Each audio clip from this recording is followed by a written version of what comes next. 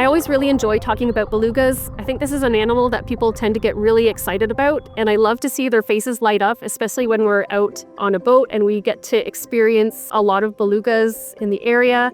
And just to see people getting really excited about an animal that I am also really excited about.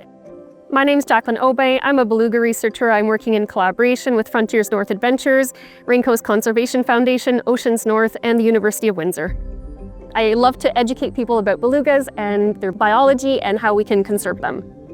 I've gotten some really interesting questions from guests. For example, can belugas see in color, or are belugas able to imitate sounds that they hear around them? That's what I find so exciting about research, is it's a constant learning experience. Just to answer those quickly, belugas actually can't see color. They mostly see in grayscale, so black and white. They have pretty good vision, but they actually rely on echolocation and their hearing to navigate the environment, to find prey, and to communicate with other belugas. Their sense of hearing is actually much more important to them than their vision. And belugas can actually imitate a lot of different sounds. They've been known to imitate the sounds that other species make, including humans. So belugas have been known to imitate human speech.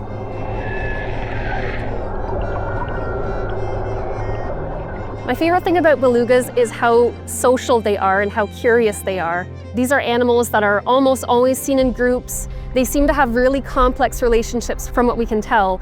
So we know that belugas like to hang out with their maternal relatives, so their mothers, their aunts, their sisters. They're also extremely intelligent, very long-lived. We know that belugas can live up to 80 years in the wild. So they have all of these features that make them pretty unique among mammals.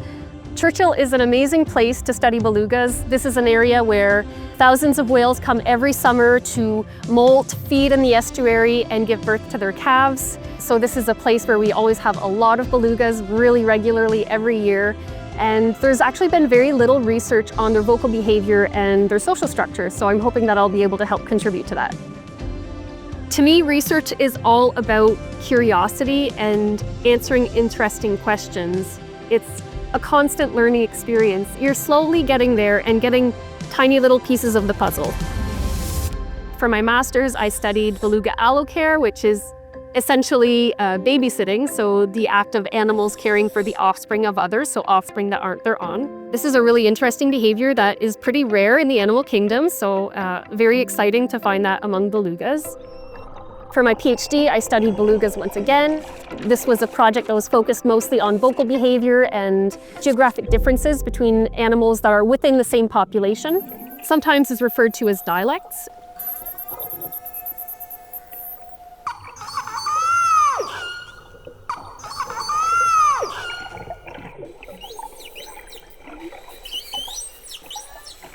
Nobody had ever really examined whether belugas might have dialect, and so that was a question that I was really excited to examine during my PhD.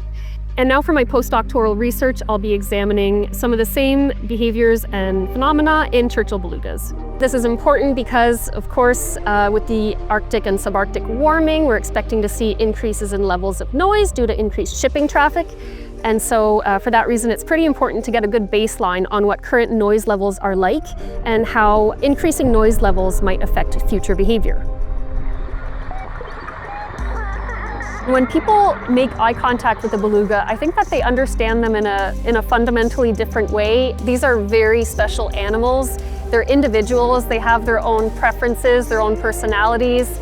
And I think that getting that kind of understanding of belugas really helps people understand how important it is to conserve them for future generations.